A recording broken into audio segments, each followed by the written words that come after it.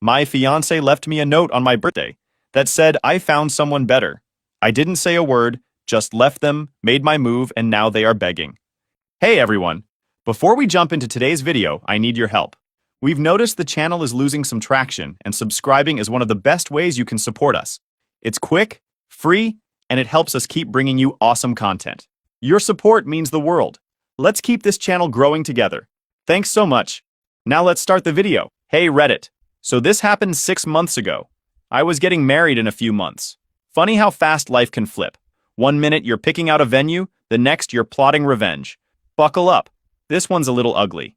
I, 36 male, work as a civil engineer at a mid-sized firm, and until recently was engaged to Andrea, 31 female. We'd been together for 4 years, lived in my house for 3 of those. I bought the place after my dad passed away, and left me enough for a decent down payment on a 3-bedroom in a solid neighborhood. Nothing fancy, but the mortgage is manageable, and the yard is big enough for the dog I always wanted but never got, because Andrea claimed she was allergic.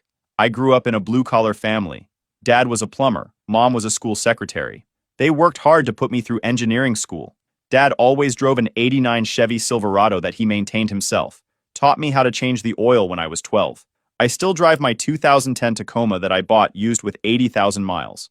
Andrea always complained it was too old and not professional enough for client meetings, but I refused to go into debt for a status symbol. When Dad died from a heart attack 5 years ago, I promised myself I'd make something of the opportunity he'd given me. Got the job, got the house, met Andrea at a friend's wedding, and thought I was set. Andrea works in pharmaceutical sales, pulls in around $85,000 plus commission. Between us, we were doing well. Not rich, but comfortable. We had the wedding planned for next summer, already put down $4,000 in deposits. Her parents were covering most of it, but we were contributing what we could. There were signs things weren't right, like when I got that promotion last year and took her out to celebrate. Instead of congratulating me, she spent the whole dinner asking if I'd be getting a company car or an expense account. When I said no, she just said, "Oh," and changed the subject. Or the time I came home with groceries, and she completely lost it, because I'd bought store-brand cereal instead of the organic stuff she wanted. Turned into an hour-long argument about how I never listen and don't care about her health, over cereal. Things started changing about 6 months ago. Andrea's client dinners became more frequent. She'd come home late smelling like cologne, claiming it was from hugging clients goodbye. I'd find receipts for restaurants I knew we couldn't afford on a regular basis. When I'd bring it up, she'd get defensive, saying I was being controlling about her money. Then there's Joseph, my buddy since college. He works IT at the hospital, where Andrea has a lot of clients. He started acting weird around me, canceling our weekly basketball games, avoiding eye contact when we did hang out. Should have seen the signs. My birthday rolled around last month. I took the day off, planning to relax at home with my cat Max. I'd adopted him from a shelter 3 years ago, a one-eyed orange tabby that Andrea tolerated but never liked. Max had been faithfully following me around the house since the day I brought him home. That morning, while I was making coffee, Andrea made this big show of giving me a wrapped box. "Don't open it until tonight," she said, kissing my cheek quickly. "I've got a dinner meeting with the regional director, but I'll be home by 10 and we'll celebrate." I nodded, set it aside. Another dinner meeting. Whatever. Around 8 p.m., I was sitting on the couch, Max purring on my lap, when I figured I'd go ahead and open it. Inside was a black hoodie with our favorite band's logo. Nice enough. There was a small card. Check the pocket. I reached into the pocket and pulled out a folded piece of paper. Not a receipt this time, a goodbye note. "Victor, I can't do this anymore. The wedding, the house, the whole future we planned, it's not what I want. I found someone who makes me feel alive again. By the time you read this, I'll have already moved my essential things out. I'll get the rest later. I'm sorry it had to end this way." Just like that. 4 years. Over in a pocket note on my birthday. I sat there holding that note for what felt like hours, but was probably only minutes. My mind was racing, trying to piece together all the signs I'd ignored. The late nights, the sudden work trips, the way she'd guard her phone, how she'd started picking fights over nothing, probably to justify what she was doing. Just 2 weeks ago, she'd made a backhanded comment about my truck when her colleague pulled up in a new BMW. "Maybe someday we'll upgrade to something from this decade," she'd said with a laugh, linking her arm through mine like it was just a joke. Her colleague had smirked, and I'd felt like I was back in high school, being sized up and found lacking. I called her. Straight to voicemail. Texted. No response. I went to our bedroom and noticed the closet door open. Half her clothes were gone. Her jewelry box was missing. I sat on the edge of the bed, Max rubbing against my leg. At least someone in this house was loyal. I cracked open a soda and sat on the couch, staring at the walls. That's when I remembered something. Our shared cloud account. I grabbed my laptop and logged in. Jackpot. Andrea wasn't exactly tech-savvy. She didn't realize our photo backup was syncing automatically from her phone. There they were. Dozens of pictures of her with some guy. Tall, gym-built, expensive suit type. In restaurants. In a cabin somewhere. On a boat. Based on the timestamps, this had been going on for at least 4 months. And there, buried in a folder labeled Weekend Getaway, was a photo that made my blood boil. Andrea and this guy, standing in front of my car that I let her use because her lease had ended, with weekend bags clearly using my vehicle for their little escape. I dug deeper, found text message backups. The guy's name was Dorian. He was a doctor at the hospital where she did sales calls. Typical. The texts were nauseating, her telling him how bored she was with me, how she couldn't wait to start her real life with him once she figured out how to leave me without drama. That's when my phone buzzed. A text from Joseph. Dude, I need to talk to you. It's important. I called him immediately. What's up? There was a long pause. I've been seeing Andrea with someone at the hospital. A lot. I didn't know how to tell you. Dorian, I said flatly. Yeah. When did you first see them? Joseph sighed. About 3 months ago. In the cafeteria. They were pretty close. I thought maybe it was just a work thing at first. Then last month I saw them in the parking garage. Kissing. I've been trying to figure out how to tell you. Why didn't you say something sooner? I tried to keep the anger out of my voice. She saw me watching them that day. Came to my office later and said if I told you, she'd tell HR I was harassing her. I could lose my job, man. I've got the twins and Jen to support. I was going to tell you anyway. I was working up to it, but I'm sorry. It's not your fault. She's gone now anyway. Left me a note. On my birthday. Jesus Christ. What are you going to do? I don't know yet, but I'll think of something. The next day, I called my dad's old friend who's now my insurance agent and canceled the wedding insurance policy. When I explained why, he just sighed. Son, I've got to call your dad's brother. He'll want to know. 2 hours later, my Uncle Paul was on my front porch with a 6-pack of drinks. Dad's favorite when he was alive. Had to do this for your cousin Tyler last year, Paul said, handing me a drink. Better a busted engagement than a busted marriage. We sat in silence for a while. Your dad would have handled this the same way you are, Paul finally said. Just quiet dignity and a clear head. Coming from him, that was the highest compliment possible. Speaking of handling it, I took a week off work to get some things done. First, I changed all the locks. Then I went through our finances. We had a joint account with about $12,000 in it, mostly my money from a recent bonus. I transferred it all to my personal account. Next, I called our wedding venue and photographer, explained the situation, and asked if I could transfer the deposits to my name only. The venue manager, Diane, was surprisingly understanding. Then I put together a folder, screenshots of all the photos and texts I'd found, neatly organized by date. I wasn't sure what I'd do with it yet, but it's important to have ammunition. Every night that week, I stayed up until 2 or 3 a.m., digging deeper. I combed through hospital staff directories, cross-referencing faces, until I found Dorian's profile. Chief neurosurgeon, Harvard Med, picture perfect. I created a spreadsheet tracking when Andrea's late meetings lined up with his surgery schedule. I found his LinkedIn, noting curious gaps in his employment history. I accessed Andrea's Instagram activity through our shared iPad and documented every interaction between them going back 6 months. On day 4, Andrea finally called. Victor, we need to talk about the rest of my things. No hello, no how are you. No sorry for leaving you a freaking note on your birthday. Your things are fine. I'll come by tomorrow around 6 to pick everything up. I changed the locks. You what? You can't do that. Half that house is basically mine. I laughed. Really? Your name isn't on the deed. It isn't on the mortgage. You've never paid a property tax bill or a homeowner's insurance premium. So please, tell me which half is yours. We're engaged. That makes it, we were engaged. Past tense. Just like how you were faithful, you were honest, you were going to marry me. All past tense. She was silent for a moment. This is so typical of you. Being technical instead of reasonable. You left me a breakup note in my birthday present and moved in with another man. Don't talk to me about reasonable. Fine. Be that way. My dad will call you about this. She hung up. Her dad did call the next day. Thomas Whitfield, Esquire, called to inform me that his daughter would be by with a police escort to collect her belongings. and that I should expect to hear from his lawyers about the house situation. Mr. Whitfield, I said calmly, before you go making threats, you might want to ask your daughter about the contents of the cloud account she shared with me, specifically the folders from the Lakeside Inn from March and the weekend at your family cabin in April. I'm happy to share those files with Mrs. Whitfield if necessary. Long pause. I'll call you back. He never did. But Andrea texted an hour later. You're an a-hole. What time can I get my stuff? We arranged for the following Saturday. She showed up with her younger sister Clara instead of Dorian. Smart move on his part. I'd spent the morning packing Andrea's things into black trash bags and cardboard boxes. When they pulled up, I was sitting on the front step, Max in my lap, not even looking in their direction. Clara had always been the opposite of Andrea. Quiet, bookish, actually genuine. She looked uncomfortable as she helped Andrea load boxes into her Range Rover, another gift from Daddy. Sorry about all this, she mumbled when Andrea was back inside. Not your fault, I replied. She hesitated. For what it's worth, I think she's making a huge mistake. Dorian's got a reputation.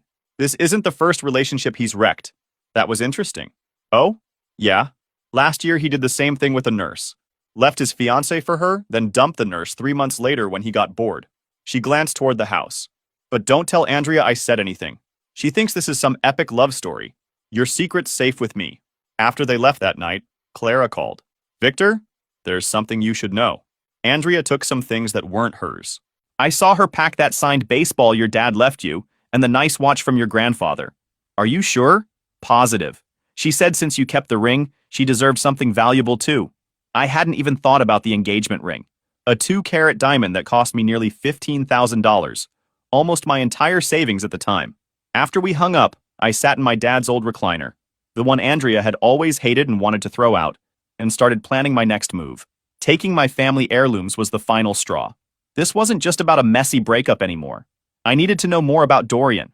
Joseph was my way in, but I had to be careful given Andrea's threats against his job. We met at a diner far from the hospital where nobody would recognize either of us. His full name is Dorian Chamberlain, Joseph said, sliding a coffee toward me. Neurosurgeon, early 40s, makes around $800,000 a year. Divorced twice. Twice? Andrea knows this? Joseph shrugged. Doubt she cares. You should see the car he drives. Maserati. Custom suits. The whole I'm rich and important package. The hospital must love him. That's the thing. They don't. He's good at his job, but he's on thin ice with administration. There have been complaints about his bedside manner, how he treats nurses, plus some rumors about prescription stuff I can't really talk about. Prescription stuff? Joseph lowered his voice. Let's just say some medications go missing on his shifts. Nothing proven. I nodded slowly. Anything else I should know? That's when Joseph told me about a nurse named Stephanie. Said she used to date Dorian. She works in the ER now. Transferred after they broke up. From what he told me, she might have some stories to tell. Finding Stephanie wasn't hard. Hospital directory, a little social media stalking. Getting her to talk to me was the challenge. I stationed myself at the coffee shop across from the hospital and waited through 3 shift changes before I spotted her based on her profile picture. Mid-30s, blonde, tired looking. I approached her and asked if we could talk. Dorian Chamberlain. Her face hardened immediately. I have nothing to say about that jerk. He's with my fiancée now. Or ex-fiancée. That got her attention. Seriously? Let me guess. She works at the hospital? Sales rep? I nodded. Figured. That's his type. Women who look up to him professionally. Makes them easier to control. She grabbed her coffee. Look, I shouldn't be talking about this in public. I just want to understand what I'm dealing with. Fine. 5 minutes. We sat at a corner table. She told me everything. How Dorian had pursued her relentlessly while he was engaged, promised to leave his fiancée, then finally did. 3 months later, he was distant, controlling, started accusing her of cheating when she worked late. When she finally confronted him about pills she found in his locker, he threatened to ruin her nursing career if she talked. The man's a narcissist and possibly an addict, she concluded, but he's protected. His father's on the hospital board. So Andrea's just the latest in a pattern. Exactly. He'll love bomb her, then discard her when he gets bored or she discovers something she shouldn't. She leaned forward. If I were you, I'd be thanking my lucky stars I dodged that bullet. Your ex did you a favor. If you really want to hit Dorian where it hurts, focus on his reputation. It's everything to him. She stood to leave. Good luck. And do yourself a favor, don't try to warn her. People like that have to learn the hard way. As Stephanie walked away, my phone buzzed. A text from Thomas. Meet me tomorrow, 2 p.m. at Riverfront Cafe. Come alone. Andrea's father wanted to meet. This should be interesting. I arrived at Riverfront Cafe 15 minutes early and chose a corner table with my back to the wall, full view of the entrance. Thomas Whitfield was exactly what you'd expect from a corporate lawyer making 7 figures. Expensive suit, immaculate silver hair, the confident posture of someone used to intimidating people. His confident stride faltered when he spotted me already seated, watching him approach. Good. He didn't waste time. I want to discuss your evidence and how we can resolve this situation amicably. The photos, the text messages. You mean the photos of your daughter cheating on me for months? The texts where she plans how to leave me without drama? Or maybe the pictures of them at your family cabin? He flinched slightly at the mention of the cabin. I had no idea they were using the property. Well, they were. Very thoroughly, from the looks of the photos. He cleared his throat, glancing around to make sure no one could hear us. What exactly do you want? My father's signed baseball, my grandfather's watch, both of which she stole when she moved out. That's it? And the $4,000 in wedding deposits that came from my account. He nodded. I'll get your items back. You'll have them by the end of the week. He turned to leave, then paused. For what it's worth, I don't approve of how she handled this. Her mother and I raised her better. As he walked away, I called after him. One more thing. Tell Andrea that if anything else of mine mysteriously disappears, those photos go to your wife, your partners, and anyone else who might be interested. 3 days later, a courier delivered a package to my office. The baseball, the watch, and a cashier's check for $4,000. No note. I didn't expect one. That evening, I got a text from Clara. Can we meet? It's important. We met at a quiet bar downtown. Clara looked stressed, fidgeting with her drink. What's up? I asked. Andrea doesn't know I'm here, but I thought you should know what's happening. She's miserable. Not my problem anymore. I know. But Dorian's showing his true colors already. Controlling, jealous. He checks her phone, questions her about every male client. Last week he surprised her by showing up at what was supposed to be a business dinner. Again, not seeing how this concerns me. Clara sighed. She's talking about quitting her job because he doesn't like her working with male doctors. She's giving up her career for this guy. She made a mistake. A huge, stupid mistake that she's too proud to admit. You know the real reason she left that note in your birthday gift? She was too cowardly to face you. She knew if she had to tell you in person, she might not go through with it. Why are you telling me all this? Because despite everything, I know you cared about her. Really cared. Not like Dorian, who just sees her as a trophy. She hesitated. And because I've always thought you deserved better than how she treated you. I appreciate your concern, I said carefully. But I'm moving on with my life. I'm good, actually. Of course, she said quickly, looking away. I just thought you should know. As we finished our drinks, I found myself wondering why Clara had really reached out. Was it just concern for her sister? Or was there something more? Either way, the wheels in my head were turning. I now had allies I never expected. Joseph at the hospital, Stephanie with her inside knowledge, and possibly Clara on the inside of Andrea's new life, plus whatever information Thomas might share to keep his wife from finding out about the cabin photos. Over the next weeks, I put my plan into motion. It required patience, which was fine. I had plenty of time now that I wasn't planning a wedding. First step, I reconnected with Craig, a college friend who now worked for the state medical board. Over dinner, I casually mentioned some concerns about a doctor I knew who might have prescription issues. I'm not asking you to do anything unethical, I assured him. Just wondering what the process would be if someone wanted to report suspicious behavior. Craig explained that complaints were taken seriously, especially those involving controlled substances, and would trigger a review. He gave me the details for filing anonymously. Just be sure your concerns are legitimate, he warned. False reports can backfire badly. Then I met with Stephanie again over dinner to dig deeper into Dorian's sketchy behavior. She was quiet at first, but after a while she opened up. Turns out she'd found oxycodone that wasn't prescribed to him. When she confronted him, he fed her some BS about needing it for an old sports injury, but she knew it was way more pills than anyone would actually need. She noticed weird patterns at work too. Sometimes he'd be super wired and focused, other times he'd disappear for half an hour and come back looking totally different, calmer, with pinpoint pupils. Classic signs. When I asked if she'd make an official statement, she shut that down fast. Her career was on the line, but she basically hinted that if someone were to tip off the right people, she wouldn't be upset about it. Meanwhile, I started hanging out with Clara more. She'd text me updates about Andrea's train wreck relationship with Dorian, and we'd grab coffee to talk. During one of these meetups, she told me Dorian was throwing this massive housewarming party. Andrea had officially moved into his $1.2 million mansion in the rich part of town. Clara rolled her eyes, telling me how Andrea wanted everyone to see their perfect life. Their dad was going just because hospital bigwigs would be there, but their mom wasn't having any of it. The final piece came together when Joseph texted me. Dorian's scheduled for a high-profile surgery the Monday after his big party. Senator's daughter, media coverage, perfect timing. The night before the party, I filed an anonymous complaint with the medical board, detailing concerns about Dr. Chamberlain possibly being impaired during patient care, with specific dates that Joseph had helped me identify when medication inventory didn't match usage logs. I included just enough verifiable details to trigger a serious look. Then I contacted a buddy who worked security at the hospital, slipped him $200 to let me know if anything interesting happened during Dorian's shifts the following week. I didn't attend the party, obviously, but Clara sent me pictures throughout the evening. Andrea looking plastic perfect in a designer dress. Dorian holding court among his colleagues. Andrea's dad schmoozing with hospital executives. Everything looked immaculate, expensive, enviable. It was exactly what I wanted to see. The higher they climbed, the harder they'd fall. The Monday after the party, Dorian performed his high-profile surgery on schedule. Everything went perfectly, on the surface. What didn't make the news was that a random drug test had been ordered for all surgical staff that morning, part of a new hospital policy that mysteriously only affected Dorian's team. My security friend texted me Tuesday morning. Doctor, C called an emergency meeting with the administration. Left looking pissed. On Wednesday, Joseph reported that Dorian was conspicuously absent from the hospital. By Friday, the rumor mill was churning. Dorian had been suspended pending an investigation. I waited. Patience was key now. The following Tuesday, Clara called me in a panic. Victor, everything's falling apart. Dorian's license has been suspended. Something about drugs. Andrea's freaking out. That's unfortunate, I said, keeping my voice neutral. How's she handling it? She's in denial. Keep saying it's a mistake, that someone's trying to sabotage him.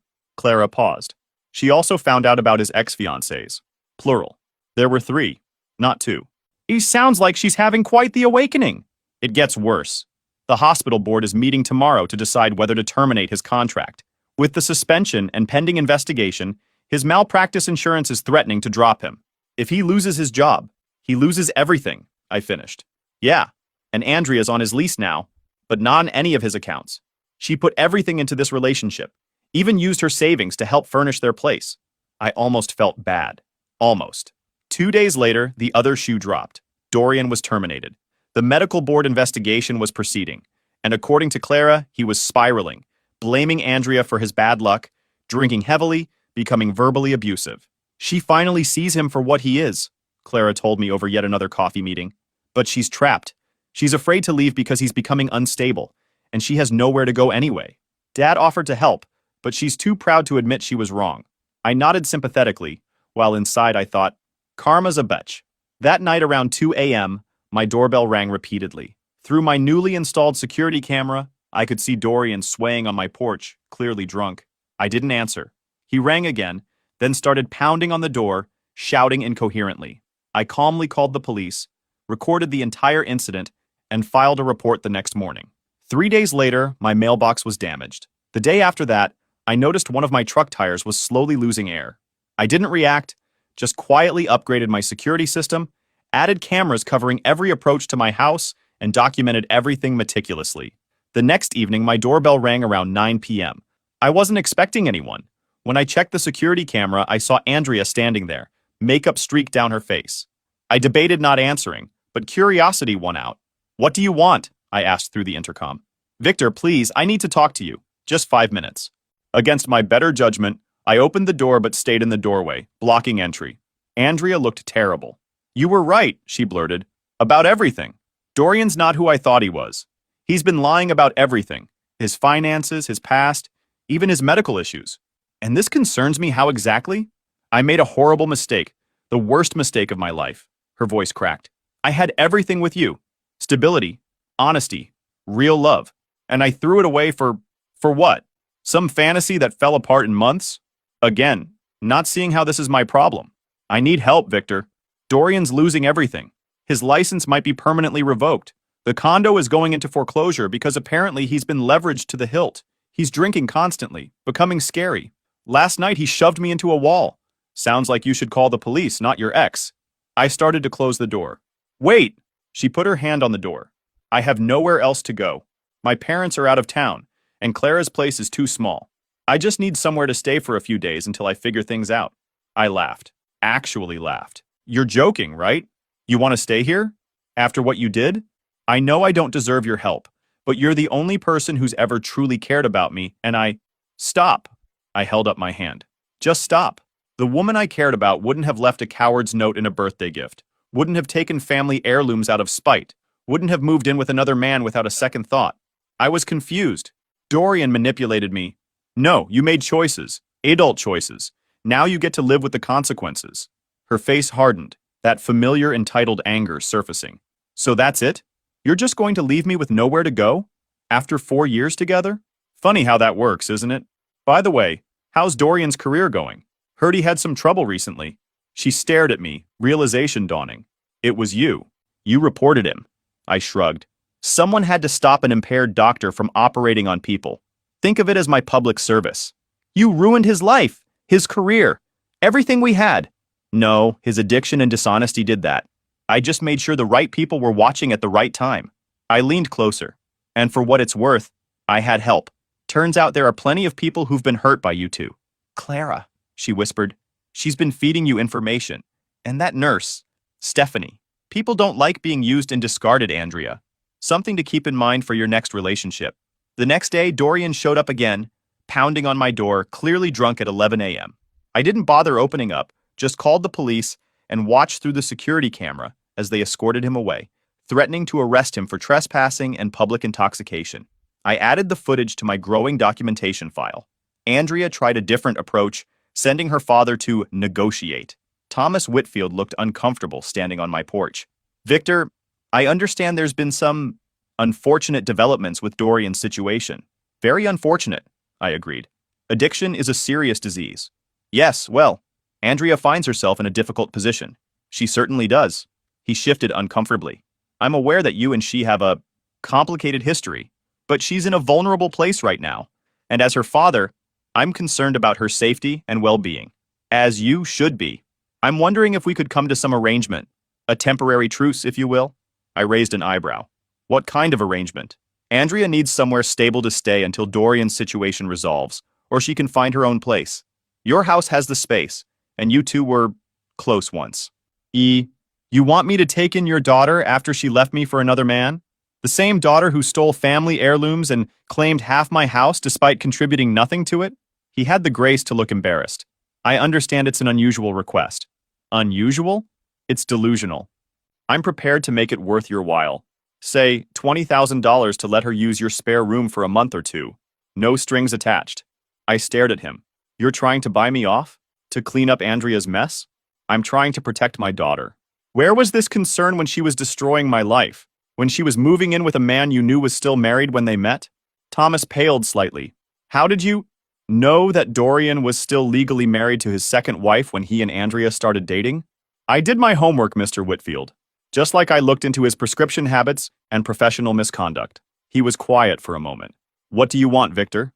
Nothing from you. Or Andrea. I want to be left alone to rebuild the life your daughter shattered. As he turned to leave, I added, for what it's worth, Clara tried to warn her. Multiple times. Maybe start listening to your younger daughter. She seems to be the only one in your family with a moral compass. The next few weeks brought more desperate attempts at contact. Andrea sent tearful voicemails. Dorian, when he was sober enough, sent threatening texts that I documented and forwarded to his lawyer. Thomas tried again with a higher offer. $50,000 this time. I declined them all. Eventually, they all got the message. Andrea moved back to her parents' house, tail between her legs. Dorian, facing criminal charges for prescription fraud on top of his license suspension, reportedly left town. The perfect couple crashed and burned in spectacular fashion, leaving nothing but wreckage behind.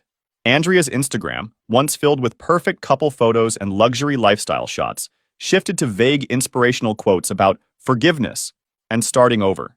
Her friends from the hospital slowly stopped interacting with her posts. Comment sections that were once filled with fire emojis and couple goals declarations went eerily quiet. According to Clara, Andrea had been crashing with different friends each week, wearing out her welcome each time with her neediness and drama, before finally admitting defeat and moving home. Former colleagues stopped returning her calls. The pharmaceutical company where she worked placed her on administrative leave after Dorian's drug issues became public knowledge. They couldn't have a sales rep linked to prescription fraud, even by association. For a woman whose entire identity had been tied to status and appearance, it was the ultimate fall. As for me, I kept the house. Got that dog I always wanted, a rescue lab mix named Cooper. Started playing basketball with Joseph again. Fixed up my Tacoma with a new sound system and wheels. Max the cat eventually accepted Cooper, and the three of us settled into a comfortable bachelor routine. And occasionally, I meet Clara for coffee. Just as friends, for now. She's nothing like her sister, and that's the highest compliment I can give. The engagement ring? Sold. Sometimes the best revenge isn't just watching someone suffer. It's watching them realize, too late, exactly what they threw away. And knowing that you've finally moved on to something better. It's been 6 months now. Life has a weird way of working out. Cooper, my lab shepherd mix, is snoring at my feet as I write this. Max is perched on the armrest of my dad's old recliner, keeping his usual watchful eye. Best decision I ever made was keeping both of them. They don't give a damn about my earning potential, or whether I drive the right car. Work is going well. Got promoted to project lead last month. The overtime I put in after the breakup actually paid off. As for Andrea and Dorian, the aftermath was even more satisfying than I expected. Dorian's license suspension became permanent when the investigation uncovered he'd been writing prescriptions using other doctors' DEA numbers.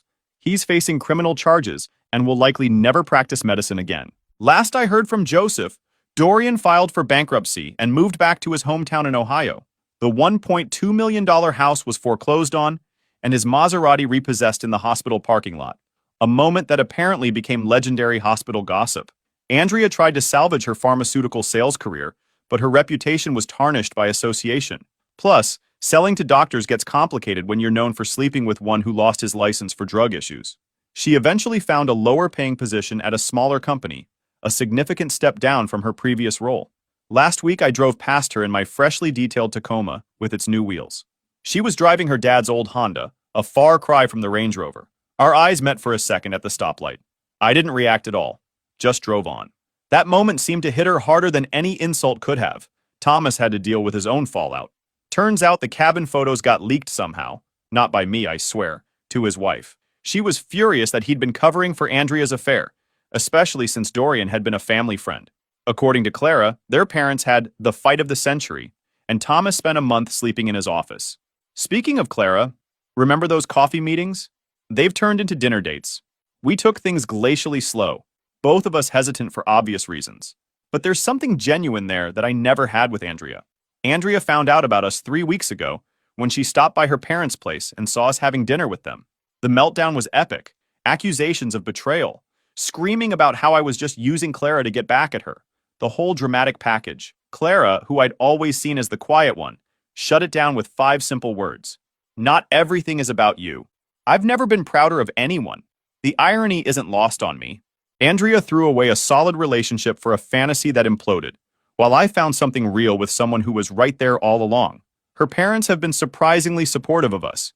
I think they see it as some kind of karmic balance. So that's it, Reddit. Thanks for reading.